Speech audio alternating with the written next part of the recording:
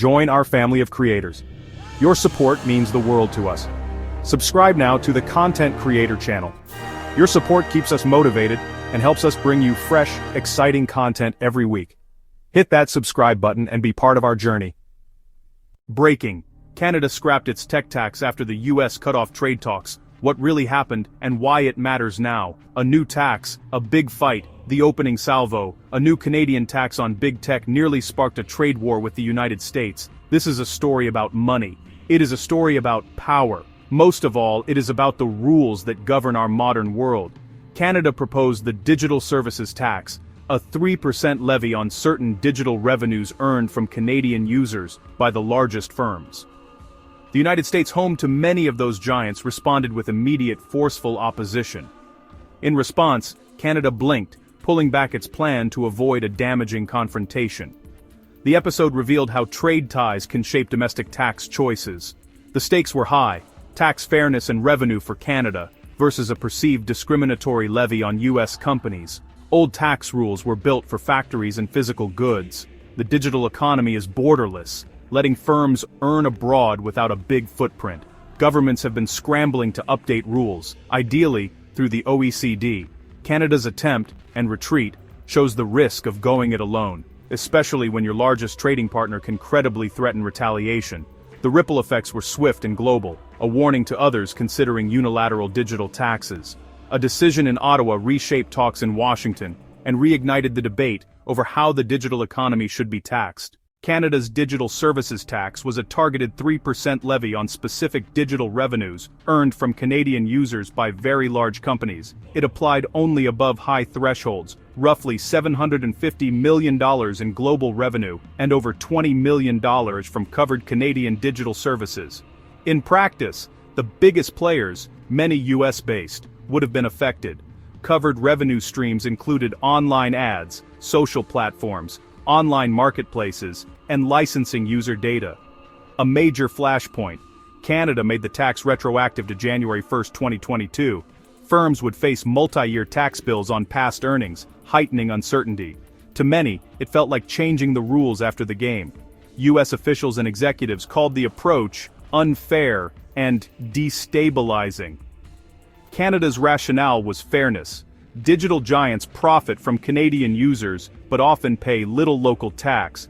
The DST aimed to align taxes with where economic activity and users are.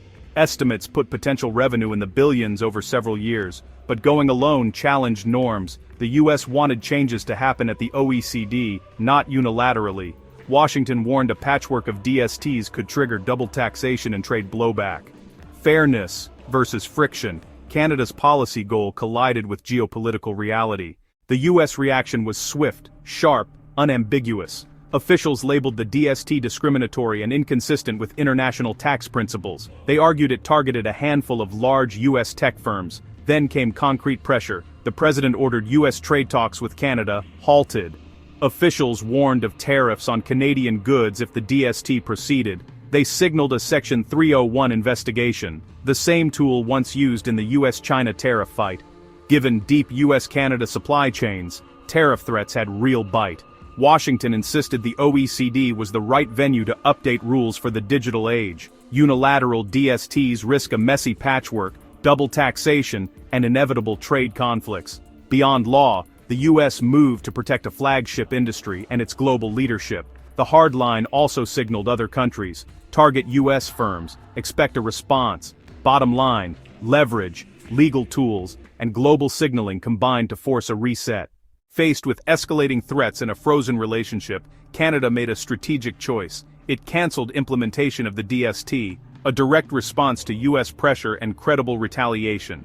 Ottawa judged the cost of conflict would exceed DST revenues. Cancellation removed the immediate trade war threat and reopened talks. Large tech firms avoided a 3% levy and retroactive bills, billions off potential liabilities. Canada forfeited a significant revenue stream and a tax fairness platform, but preserved goodwill for broader negotiations in autos, steel, and more. June 27, 2025. The U.S. announces termination of trade talks over the DST. Around June 30, 2025, Canada rescinds the DST. After rescission, Canada-US trade talks resume. A unilateral policy ignited a dispute and ended swiftly when one side backed down.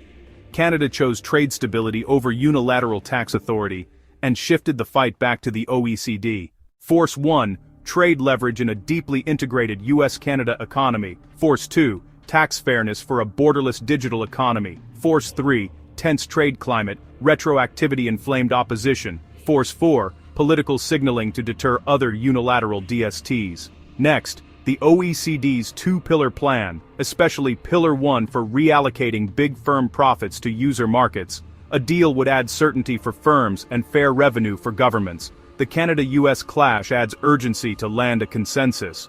Canada will push at the OECD and explore broader, non-discriminatory tax reforms at home. Lesson 1. Digital tax is now trade, tech, and diplomacy, not just revenue policy. Lesson 2. Large powers can compel policy reversals. Smaller economies face limits. Lesson 3. Multilateral consensus beats a chaotic patchwork and tariff spirals. Lesson 4. The balance between tax fairness and trade peace remains elusive but essential. Want projections on Canada's foregone DST revenue and sector risks going forward? Comment below. We'll build the scenarios in a follow-up.